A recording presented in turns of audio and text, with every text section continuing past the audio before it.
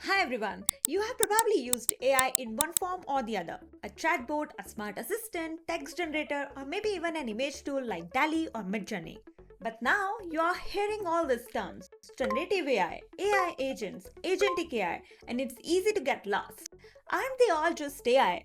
Not really. They are connected, but each represent a different level of intelligence and autonomy in how machines operate.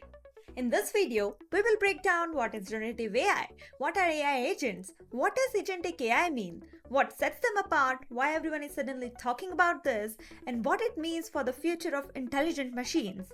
First up, generative AI or GenAI. GenAI refers to systems that can create content like text, images, code, even music, based on patterns learned from massive amount of training data. You have probably interacted with few of the tools already like ChatGPT, Google Gemini, or even Midjourney and DALL for images. You ask a question, it gives you an answer. They are incredibly good at language, but they don't do anything unless you tell them exactly what to do with your prompt.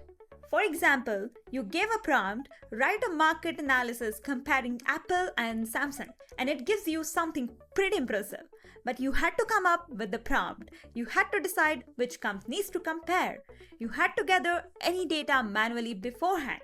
The LLM just responds according to your prompt. It doesn't know your broader goal, and it doesn't take initiative. So what happens when you want AI that doesn't just respond but actually acts? That brings us to AI agents. These are the systems that can perceive, decide, and act to achieve a specific goal in an environment. Let's take Siri or Alexa. You say set a timer, it sets a timer. You say what's the weather, it fetches the data and tells you about the real-time weather.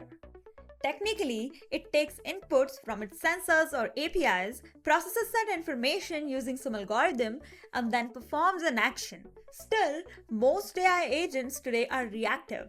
They don't have long-term planning or autonomy. They do what you tell them, but they don't plan multiple steps or figure things out on their own. Let's use the same example we used to understand GenAI before.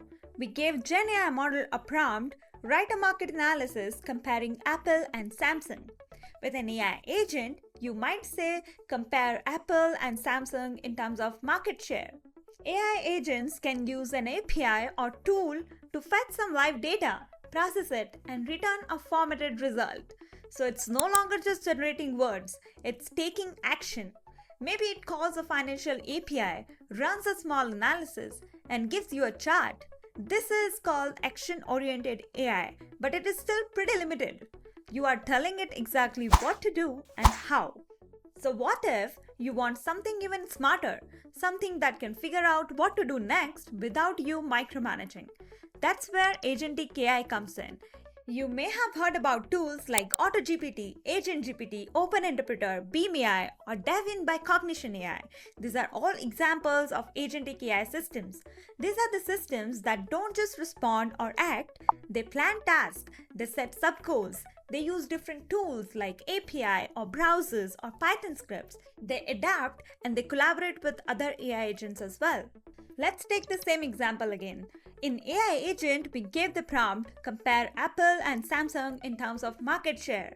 Here you can say, research top 5 competitors of Samsung and generate a market analysis report.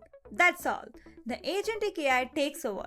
It figures out who those competitors are, where to get live and accurate information, what tools to use, web scraping, APIs, document parser, how to break things into subtasks, starting from research, summarization, compare, generate report, and how to retry or fix things if any of the step fails.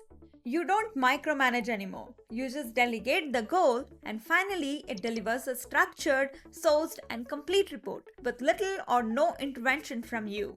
That's what we mean by agentic behavior. So how these 3 levels of AI compares? In generative AI, you give a prompt, it generates content. In AI agent, you give a command, it fetches data, runs a tool, gives a result. In agentic AI, you give a goal, it plans, decides, acts, adapts, and delivers the outcome. In a big picture, we are moving from AI that helps you write to AI that helps you think and act. And understanding this shift is a big first step to using it wisely.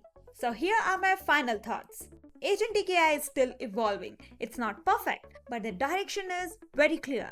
We are now building autonomous AI systems that can think beyond prompts, work across systems, and take real responsibilities. That changes how we build, how we create, and how we solve problems. So now the question is not just what AI can do, it's more about what we can stop doing and let AI handle itself. Pretty interesting. That's all for this video. If this video helped you in any way, hit the like button and subscribe for more interesting videos like this. See you in the next one.